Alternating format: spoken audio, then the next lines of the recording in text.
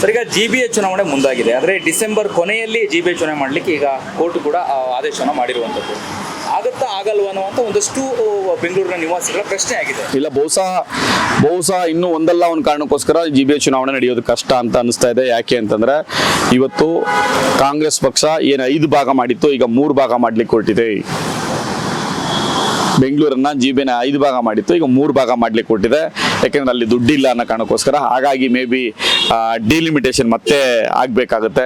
ಇಲ್ಲ ಒಂದು ಕಡೆ ಈ SIR ಪ್ರಕ್ರಿಯೆ ಆದಮೇಲೆ ಒಂದೊಂದು ಕ್ಷೇತ್ರದಲ್ಲಿ 45,000 50,000 ಕಡಿಮೆ ಆಗಿರೋದ್ರಿಂದ ಕಾರ್ಪೊರೇಟ್ ಲೆವೆಲ್ಗೆ 4,000 5,000 ಕಡಿಮೆ ಆಗುತ್ತೆ. 20,000ಕ್ಕೆ ಮಾಡಿದ್ರು, ಅದೆಲ್ಲ 15,000ಕ್ಕೆ ಬರುತ್ತೆ. ಹಾಗಾಗಿ ಮೇ ಬಿ ಕೆಲವು ಕಡೆ 15,000ಕ್ಕೆ ಮಾಡಿದ್ರೆ 10,000ಕ್ಕೆ ಬಂದ್ಬಿಡ್ತದೆ. ಸೊ ಹಂಗಾಗಿ ಆ ವ್ಯತ್ಯಾಸಗಳು ಆಗುವ ಸಾಧ್ಯತೆಗಳಿರೋದ್ರಿಂದ ಬಹುಶಃ ಇನ್ನೂ ಮುಂದಕ್ಕೆ ಹೋಗುವ ಸಾಧ್ಯತೆಗಳು ಹೆಚ್ಚಿದೆ. ಇದಕ್ಕೆ ಇವತ್ತು ಕಾಂಗ್ರೆಸ್ ಪಕ್ಷವು ಅದನ್ನೇ ಕಾಯ್ತಾ ಇರೋದು. ಈ ಮುಂದಕ್ಕೆ ಹಾಕೋಕ್ಕೋಸ್ಕರ ಕಾಯ್ದೆ, ಈ ಕಾರಣ ಕೊಟ್ಟು ಮುಂದಕ್ಕೆ ಹಾಕುತ್ತೆ. JDS ಯಾವ ರೀತಿ ಕಾನೂನು ಖಂಡಿತ ನಾವು ಆರಾಗಿ ಹೋರಾಟ ಮಾಡಿದ್ದೀವಿ. ಸುಪ್ರೀಂ ಕೋರ್ಟ್ ಅಲ್ಲಿ ಕೂಡ ಪಿಟಿಷನ್ ಪೆಂಡಿಂಗ್ ಇದೆ. ಆ ಪಿಟಿಷನ್ಗೆ ಇಂಪ್ಲೀಡಿಂಗ್ ಆಗಿದ್ದೀವಿ. ಸೊ ನಾವು ಕಾನೂನು ಹೋರಾಟವನ್ನು ಕೂಡ ಮಾಡ್ತೀವಿ. ಆಲ್ರೆಡಿ 2 ಬಾರಿ 3 ಬಾರಿ ಅವರಿಗೆ ಡೈರೆಕ್ಷನ್ ಕೊಟ್ಟಿದ್ರು ಕೂಡ ಅವರು ಡೈರೆಕ್ಷನ್ ಲೆಕ್ಕಿಸ್ಕಲ್ದೆ ಈ ಸರ್ಕಾರ ಮಂಡುತನವನ್ನು ಮಾಡ್ತಾ ಇದೆ. ಮುಂದೆ ಬರ್ತಕ್ಕಂಥ ಕಲಾಪದಲ್ಲಿ ನಾವು ಈ ಬಗ್ಗೆ ಮನವರಿಕೆಯನ್ನು ಮಾಡಿಕೊಟ್ಟು ಕೋರ್ಟ್ಗೆ ಎಲೆಕ್ಷನ್ ಮಾಡೋಸಕ್ಕೆ ಡೈರೆಕ್ಷನ್ ಕೊಡ್ಸಕ್ಕೆ ನಾವು ಕೇಳ್ತೀವಿ. ಈಗಾಗಲೇ GBA ಚುನಾವಣೆ ಆಗೇ ಬಿಡುತ್ತೆ ಅಂತ ಹೇಳಿ JDS ಕೂಡ ಸಮಿತಿಗಳನ್ನು ಕೂಡ ರಚನೆ ಮಾಡಲಾಗಿದೆ.